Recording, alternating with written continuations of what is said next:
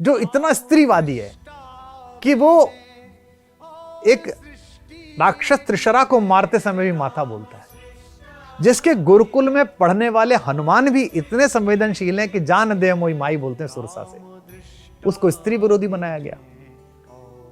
जिसके कुल के बड़े वशिष्ठ भी निषाद को बरबस ऋषि भेंटा, मिलना नहीं चाह रहा था, निषाद ने भूमि प्रणाम किया, वशिष्ठ ने उठ के कहा ऐसे कैसे चलेगा, कलेजे से लगाया। देखो मुझे बोलते में भी रोमांच हो रहा है। उस राम को आपने दलित विरोधी सिद्ध कर दिया। तो जब आप ये वरेण्य पुरुष चुनते हैं, ये किरदार चुनते हैं राम के, कृष्ण के, तब आपके मन में क्या सलाहियत रहती है? ये तो देखिए क्या है, चारों तरफ से शुभों से घिरे हुए आपको बच के निकल के अपनी बात ले जानी है। ये तो बचपन में आदमी सीख लेता है, जब वो पहली क्लास में होता है और सांप सीढ़ी खेल रहा होता है, हर तरफ सांप लटके हुए हैं, जो आपका जो वो है पासा है उसको लीलने के लिए तैयार है। उनमें जो खेल गया उस सांप सीढ़ी को, उसकी ताली बजती है कि जीत गया, अब हम खेलेंगे। तो ये तो एक दुनिया, एक खेल है। अवधारणा क्या है? मेरी बेटी ने मुझसे पूछा कि लाइफ सक्सेसफुल कैसे मानी जाए। कितनी बढ़िया बात है। अब वो सक्सेसफुल है, अच्छे से पढ़ी है, अच्छे से अपना काम करती है, एक सफल एंटरप्रेन्योर है, बढ़िया अपनी कंपनी चलाती है।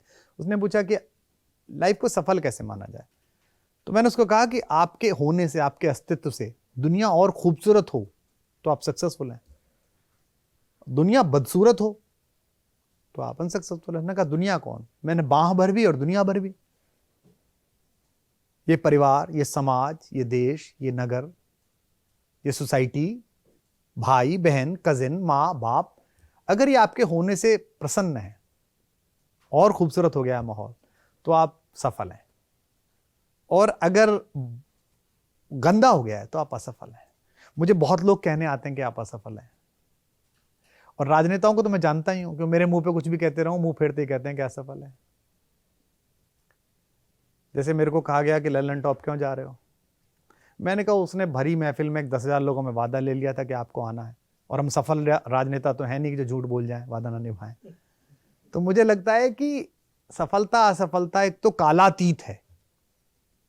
सिकंदर सफल था पुरु के सामने, पर पुरु सफल है इतिहास में।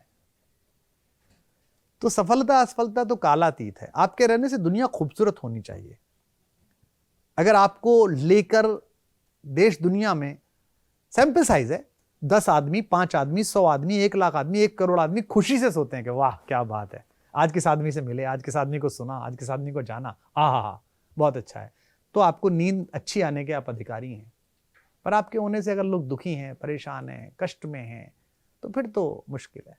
तो राम पर बोलते समय दिक्कत आती है, कृष्ण पर बोलते समय भी ज्यादा आएगी। कृष्ण ज्यादा बड़ी चुनौती है, क्योंकि योजना पूर्वक जिन प्रतीकों से आपको ऊर्जा मिलती थी, जिन प्रतीकों से आपको मानवीय जीवन को अच्छे से जीने में सहजता होती थी, उनके चरित्रों को कथात्मक रूप से प्रदूषित किया गया है। अब वो किसने किया है इस पर मैं चर्चा ज्यादा नहीं करूंगा, मैं अभी कह के निपटाऊं कि भाई पीछे ज्यादा नहीं जाना है।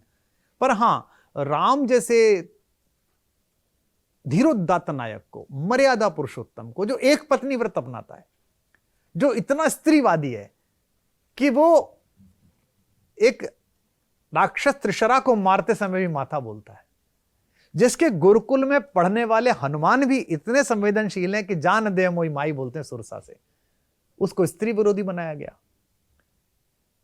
जिसके कुल के बड़े वशिष्ठ भी निषाद को बरबस ऋषि भेंटा, मिलना नहीं चाह रहा था, निषाद ने भूमि प्रणाम किया, वशिष्ठ ने उठ के कहा ऐसे कैसे चलेगा, कलेजे से लगाया। देखो मुझे बोलते में भी रोमांच हो रहा है।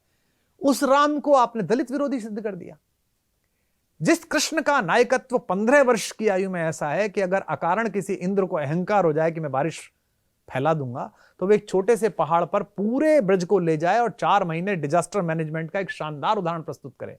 ये देश 75 साल तक डिजास्टर मैनेजमेंट के नाम पे आलू की सब्जी और पूड़ी बांट रहा है। कुछ भी हो जाता है डिजास्टर मैनेजमेंट लग गया, क्या हुआ जी, पूड़ी बट रही है, डिजास्टर मैनेजमेंट है। वो कृष्ण ने तब करके दिखाया कि सबको खाना मिलेगा, सारी गाय ठीक रहेंगी, कोई जनहानि नहीं होगी। उस नायक को नाचने वाला बना दिया। नाचना बुरा नहीं है, 64 कलाओं में है, नृत्य तो बहुत अद्भुत चीज है, करनी ही चाहिए, सारे बुद्ध पुरुष करते हैं, करनी, मैं भी खुद भी करता हूं, बेटी को सामने नाचने लगता हूं, साथ में नाचने लगता हूं। लेकिन उसको केवल यही काम कि कपड़े ले गया, फला काना बरसाने में आई जइयो बुलाएगी राधा प्यारी, जानबूझ के। क्योंकि ऐसा नायक जो इस तरह के काम में लिप्त है, जन चेतना में नहीं, वो सबको पसंद है। मैं बहरीन जा रहा था, बड़ा अच्छा किस्सा है। तो दुबई में एयरपोर्ट पे, मैं दुबई में कार्यक्रम था, तो जो लॉन्च होती है एयरलाइंस की, उसमें मैं बैठा हुआ था। सुबह का वक्त था, 5 बजे 6-7 बजे फ्लाइट थी शायद। तो मैंने देखा उस पूरी खाली लॉन्च में एक तरफ मेरी गीत की आवाज आ रही है, तुम मिलो तो सही, और वो संगीत में एक वीडियो किसी महिला ने गाया, वो डाला, उसकी आवाज आ रही है। तो मुझे लगा कौन टीवी पे चल रहा है, कहाँ चल रहा है। मैं उस कोने में गया तो एक शेख साहब बैठे हुए थे, जिनके वो जो लगे रहते हैं वो छल्ले और पहने हुए, अबाया पहने हुए। तो मैंने उनसे कहा कि मॉर्निंग मॉर्निंग, वो सुनते रहे उसे। तो मैंने कहा are you listening this? Yes yes very good. So मैंने कहा this is me, you should also listen. तो मैंने उनसे कहा excuse me, you are listening Kumar Vishwas and I am Kumar विश्वास। उन्होंने कहा अरे माशाअल्लाह माशाअल्लाह। वो 3 पीढ़ी पहले गुजरात से काठियावाड़ी सज्जन है, वो वहां बहरीन में गए, वहां के भी कैबिनेट में हैं वो, और सुल्तान के दोस्त, पिछला जो सुल्तान अभी दिवंगत हुए, उनके दोस्त थे। वो बड़ा उनका काम है। उन्होंने कहा अरे भाई आप तो कमाल है, हमारी तो हिंदी उर्दू थोड़ी जिंदा आपसे है। वाह वाह होने लगी। मैं प्रशंसाओं के क्षण में थोड़ा संकोच में भर जाता हूं। तभी वहां एक सज्जन नमूदार हुए, जो अपने जेट से प्राइवेट से जा रहे थे, लेकिन वॉशरूम यूज करने आए थे, बहरीन के। वो शेख के कजिन थे और ऑयल मिनिस्टर थे।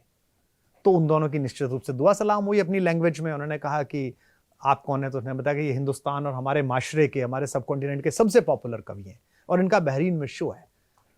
तो जो ऑयल मिनिस्टर थे, सुल्तान के जो कजिन थे, बोले welcome welcome to Bahrain, very good please come.